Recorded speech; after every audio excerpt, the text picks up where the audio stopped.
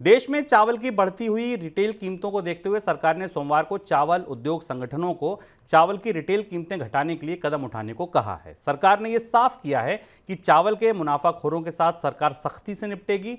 सोमवार को केंद्रीय खाद्य सचिव संजीव चोपड़ा की अध्यक्षता में चावल उद्योग के संगठनों के साथ बैठक हुई, जिसमें उद्योग को यह हिदायत दी गई कि इस बीच सरकारी एजेंसियों की चावल खरीद में गिरावट देखी जा रही है। अब तक सरकारी एजेंसियों ने 243 लाख टन के करीब चावल की खरीद की है, जो पिछले साल के मुकाबले 13% कम है। भाई, निर्यात रोक दिया, मुनाफाखोरी पर सख्ती कर रहे हैं, खरीद हो नहीं रही है, कीमतें लगातार बनी हुई हैं ऊपर के स्तर पर। सर, चावल की कीमतों पर इस फैसले का अब क्या असर होगा कि सख्ती करेगी सरकार? ये तो घबराहट दिखा रही है सरकार की।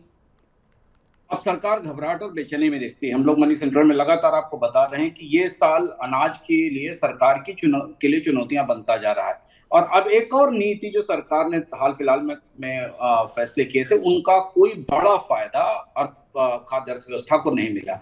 नवंबर में चावल की कीमतें बाजार में करीब 12% बढ़ी हैं। ये स्थिति तब है जबकि खरीफ की फसल सर पर है और खरीफ की फसल की खरीद चल रही है।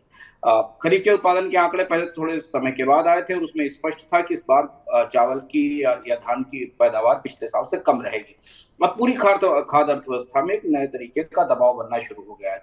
अंततः सरकार को मिलर से कहना पड़ा कि मुनाफाखोरी कर रहे हैं और उन्हें इसे रोकना होगा। लेकिन फिलहाल जो बाजार में मांग और आपूर्ति की परिस्थिति है और जो सरकार के पास उपलब्ध भंडार है और जो निजी भंडार लोगों के पास है, वो किसी तरह से इस तरीके का संकेत नहीं दे रहे कि चावल की कीमतों में आने वाले समय में कमी हो पाएगी निर्यात रोकने के बाद भी। और सबसे ज्यादा जो असंगतिपूर्ण या सबसे ज्यादा चौंकाने वाली बात शुभम है, वो ये है कि दोनों प्रमुख फसलों का निर्यात एक साल से बंद कर दिया गया है, लेकिन उसके बाद भी भारत में अनाज की महंगाई कम होती नहीं दिखाई दे रही। गेहूं का निर्यात भी बंद है और चावल का निर्यात भी बंद है। इसका अर्थ ये कहीं ना कहीं ये है कि पूरी की पूरी खाद्य अर्थव्यवस्था में ढांचागत रूप से कुछ बड़ी चुनौतियां दिखाई दे रही है।